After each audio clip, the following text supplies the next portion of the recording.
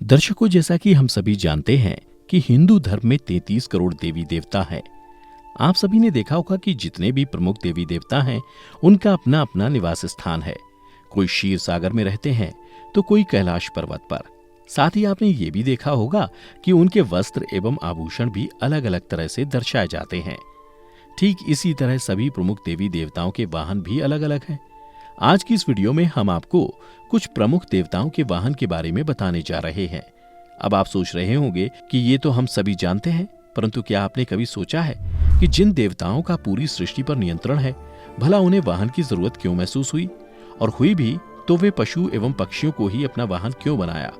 तो दोस्तों, आपको बता दूं कि वैसे तो देवतागण जब चाहें वहां तत्काल आ जा सकते हैं, परंतु उन्होंने पशु पक्षियों को ही अपना वाहन इसलिए बनाया ताकि मानव जाति उनसे प्रेम कर सके। खैर चलिए, अब बिना किसी देरी के आज का ये वीडियो शुरू करते हैं और जानते हैं कि देवताओं के वाहन हम मनुष्यों को क्या सिखाते हैं। नमस्कार दर्शकों, द डिवाइन टेल्स पर आपका फिर से स्वागत है। नंबर 1, विष्णु के वाहन गरुड़। दोस्तों, हम सभी जानते हैं कि भगवान विष्णु का वाहन पक्षीराज गरुड़ को माना जाता है। पुराणों के अनुसार गरुड़ पक्षियों की एक ऐसी प्रजाति थी जो बुद्धिमान मानी जाती थी, जिसे आजकल गिद्ध के नाम से जाना जाता है, और उसका काम संदेश को इधर से उधर ले जाना होता था। इतना ही नहीं, वह आसमान में काफी ऊंचाई तक उड़ भी सकता था।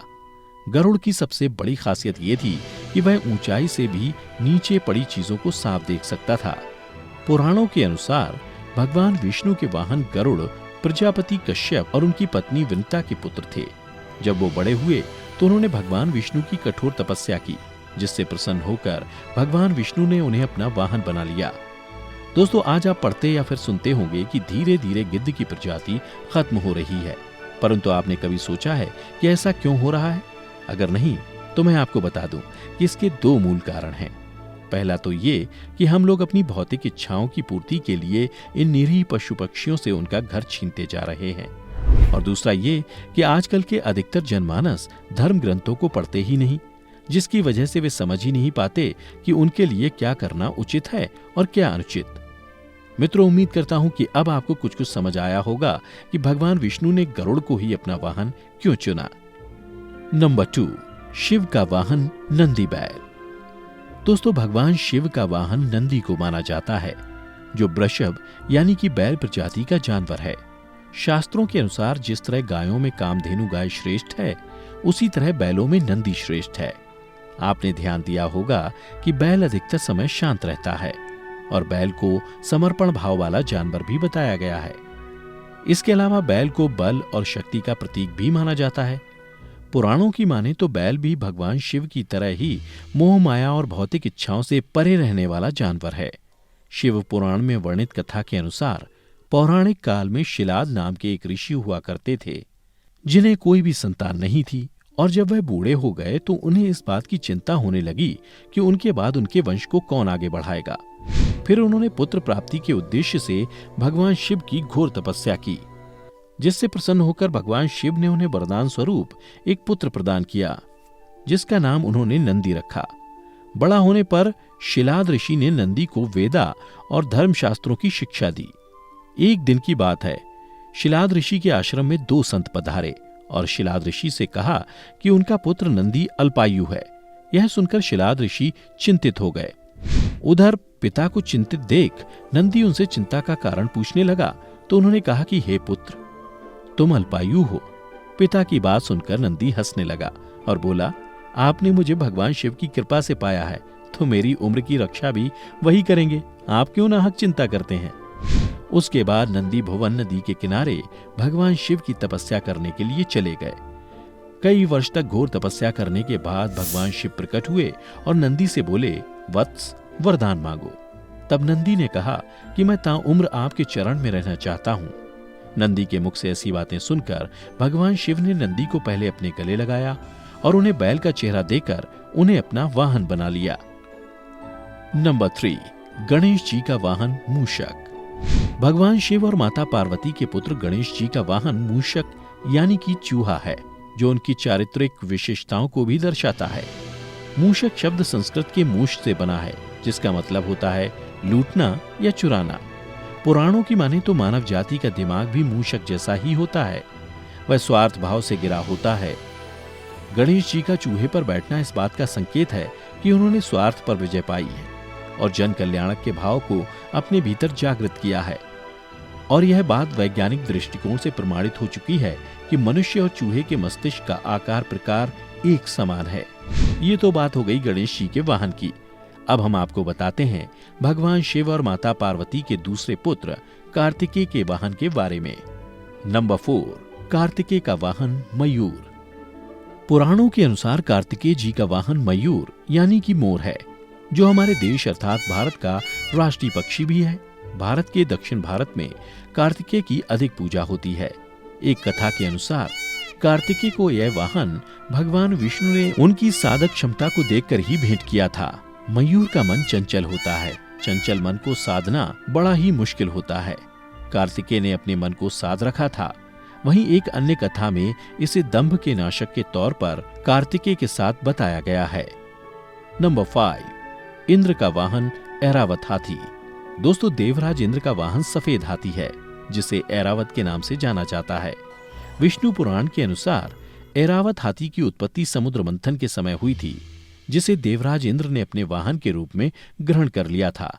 दोस्तों, आपको बता दूं कि ऐरावत अर्थात समुद्र से उत्पन्न होने के कारण इस हाथी को ऐरावत नाम दिया गया है।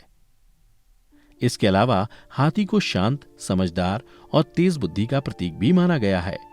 ऐरावत को 4 दांतों वाला बताया गया है।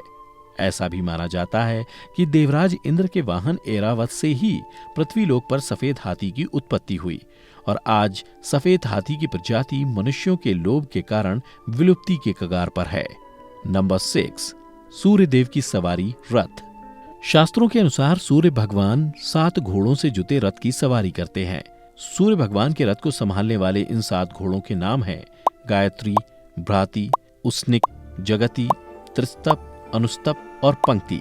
कहा जाता है कि ये 7 घोड़े एक सप्ताह के 7 दिनों को दर्शाते हैं। इसके अलावा शास्त्रों में बताया गया है कि सूर्य भगवान के 7 घोड़ों का रंग अलग अलग है, जिसे इंद्रधनुष के रूप में जाना जाता है। साथ ही सूर्य भगवान के रथ को चलाने वाले 7 घोड़े को सूरज की रोशनी का प्रतीक भी माना जाता है। दोस्तों, आपके लिए ये भी जानना जरूरी है कि भगवान सूर्य के रथ को चलाने वाले पक्षीराज गरुड़ के भाई अरुण हैं। नंबर 7, यमराज का वाहन भैंसा। दोस्तों, जैसा कि हम सभी जानते हैं कि हिंदू धर्म में यमराज को मृत्यु का देवता माना गया है। पुराणों के अनुसार यमराज का वाहन भैंसा है। शास्त्रों की माने तो भैंसा एकता का प्रतीक है। भैंसा अपनी शक्ति और फुर्ती के लिए भी जाना जाता है। भैंसा अपनी शक्ति का कभी दुरुपयोग नहीं करता। जिस तरह भैंसे का रूप भयानक होता है, उसी तरह यमराज का रूप भी भयानक है। नंबर 8, शनि का वाहन कौआ। शनिदेव का सबसे प्रिय और प्रमुख वाहन कौआ है, परंतु कौआ के अलावा शनिदेव गिद्ध, घोड़ा, गधा, कुत्ता, शेर, सियार, हाथी, मोर और हिरण को भी अपने वाहन के रूप में इस्तेमाल करते हैं। शास्त्रों की माने तो शनिदेव जिस वाहन पर सवार होकर जिसके पास भी जाते हैं, उस व्यक्ति को उसी के अनुसार फल मिलता है। हिंदू धर्म में कौआ एक बुद्धिमान प्राणी बताया गया है। पुराणों की एक कथा के अनुसार कौआ ने अमृत का स्वाद चख लिया था, इसलिए इसकी कभी स्वाभाविक मृत्यु नहीं होती। कौआ बगैर थके मीलों उड़ सकता है। इतना ही नहीं, कौए को भविष्य में घटने वाली घटनाओं का पहले से ही आभास हो जाता है। इसके अलावा गरुड़ पुराण की माने तो श्राद्ध पक्ष में कौओं का बहुत अधिक महत्व है और इसी कारण आपने गौर किया होगा कि कौए को पितरों का प्रतीक मानकर श्राद्ध पक्ष के 16 दिनों तक भोजन कराया जाता है। माना जाता है कि कौए के रूप में हमारे पूर्वज ही भोजन करते हैं। दोस्तों, फिलहाल आज की ये वीडियो यहीं समाप्त होती है, लेकिन हमें उम्मीद है कि अब आप समझ गए होंगे कि आखिर देवताओं ने पशु पक्षियों को ही अपने वाहन के रूप में क्यों चुना। इसलिए हम मनुष्यों का भी धर्म बनता है कि हम भगवान की इस रचना को संजो कर रखें, ताकि परमपिता ब्रह्म द्वारा रचित इस सृष्टि का संतुलन बना रहे। साथ ही आपको ये भी बता दूं कि ये सभी प्रकृति के विभिन्न स्वरूपों को भी दर्शाते हैं। तो दोस्तों, आपको अगर हमारी ये वीडियो अच्छी लगी हो तो इसे ज्यादा से ज्यादा लाइक और शेयर करें और साथ ही लोगों को प्रकृति के प्रति जागरूक भी करें। और अगर आप इसी तरह हिंदू धर्म के देवियों के वाहन के बारे में भी जानना चाहते हैं तो नीचे कमेंट करके बताएं। और अगर आपके पास देवताओं के वाहनों से जुड़ी कोई भी कथा हो तो वो भी हमारे साथ साझा करें। अब हमें इजाजत दें। वीडियो को अंत तक देखने के लिए आपका बहुत बहुत शुक्रिया।